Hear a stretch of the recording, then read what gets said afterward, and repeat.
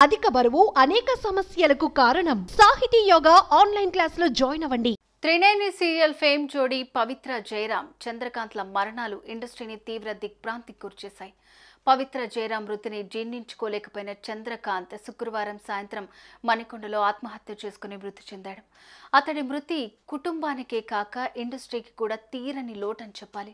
ప్రేమించిన వ్యక్తి కోసం ప్రేమించి పెళ్లి చేసుకున్న భార్యకు, అతడి మీదే ప్రాణాలు పెట్టుకున్న కుటుంబ సభ్యులను, పిల్లలకు కూడా తీరని అన్యాయం చేశాడు చంద్రకాంత్. అతడి మృతి పట్ల అభిమానులతో పాటు సినీ ఇండస్ట్రీకి చెందిన వారు సైతం సంతాపం వ్యక్తం చేస్తున్నారు. ఈ క్రమంలోనే తాజాగా చంద్రకాంత్ పెళ్లి వీడియో సోషల్ మీడియాలో వైరల్ గా మారింది.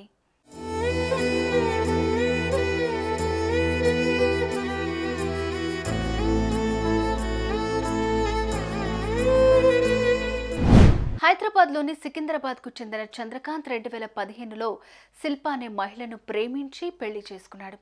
స్కూల్లో చదువుకునే రోజుల్లోనే చందు శిల్పను ప్రేమించాడని వెంటపడ్డాడు. చివరకు చంద్రకాంత్ ప్రేమను అర్థం చేసుకున్న శిల్ప అతడి ప్రేమను అంగీకరించింది. సుమారు 11 ఏళ్ల పాటు వీళ్ళిద్దరు ప్రేమలో ఉన్నారు. చివరకు 2015లో తల్లిదండ్రుల అంగీకారంతో ఘనంగా పెళ్లి చేసుకున్నారు. వీరి ప్రేమకు గుర్తుగా బంగారం లాంటి 2 పిల్లలు కూడా ఉన్నారు. పెళ్లైన తర్వాత ఎంతో అన్యోన్యంగా ఉండేవారు.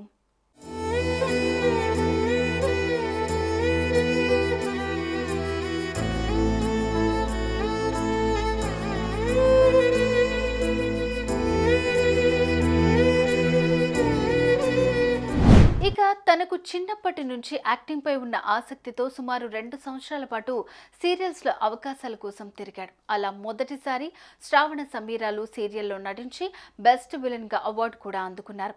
ఆ తర్వాత పలు సీరియల్స్ లో నటించి మంచి గుర్తింపు తెచ్చుకున్న చంద్రకాంత్ త్రినేని సీరియల్ ద్వారా పవిత్రకు పరిచయం అయ్యాడు. ఇక ఈ సీరియల్ వారి జీవితాన్ని మలుపు తిప్పిందనే చెప్పాలి.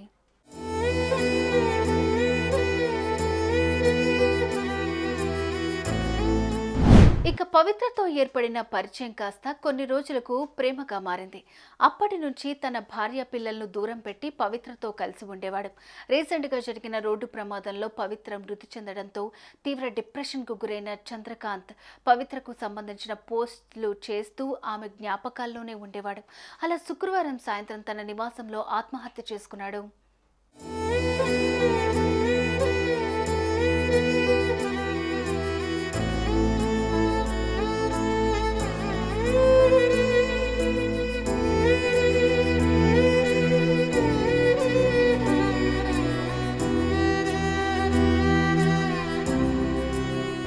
ఇక పవిత్ర జయరాం వల్లే చంద్రకాంత్ మృతి చెందాడని భార్య, చంద్రకాంత్ తల్లి ఆవేదన వ్యక్తం చేశారు. పవిత్రతో పరిచయం అయ్యాకే చందు తమకు దూరం అయ్యాడని, ఆమె కోసం కన్నవారిని, కట్టుకున్న భార్యను, కడుపున పుట్టిన బిడ్డలను కూడా అన్యాయం చేశాడని, వృద్ధాప్యంలో తమకు అండగా ఉంటాడని అనుకుంటే కన్నవారికి కడుపు కోత మిగిల్చి ఇలా అర్థాంతరంగా తనువు చాలిస్తాడని తాము కల్లో కూడా అనుకోలేదని కన్నీరు మున్నీరవుతున్నారు.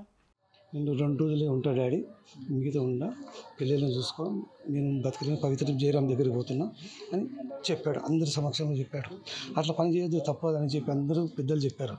నేను పిరికి పని కాదు, అటువంటి పని నేను చేయనని చెప్పాడు. లాస్ట్ నిన్న పొద్దున ఉదయం పోయాను, అదే పని చేసి చూపించాడు. నేను నిన్న సాయంత్రం వెళ్ళా అక్కడికి. పోయిన తర్వాత బాడీ చూసే వరకు పోలీసు వాళ్ళు తీసుకుపోయి చూపించారు. మీ డాడీ, మీ కొడుకేనా? మా కొడుకే సార్. మీ పేరు ఏంటంటే సి వెంకటేష్, సి చంద్రకాంత్ అని చెప్పాను. చూసుకోండి సార్ అని చెప్పి మాకు లోపల తీసుకుపోయి రూమ్లో తీసుకెళ్ళి చూపించాడు. బాల్కనీలో ఉంది బాడీ. అట్లనే ఉంది, దాని మూల ఇట్లనే ఉంది. కాళ్ళకు దారం ఉంది, తెల్లది, మెడకు వైర్ ఉంది, అది తాడు.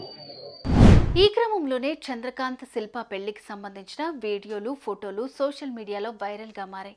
ఇది చూసిన కొంతమంది ఇంత మంచి భార్యకు ఎలా అన్యాయం చేయాలనిపించింది బ్రో అంటూ ప్రేమించి పెళ్లి చేసుకున్నారు.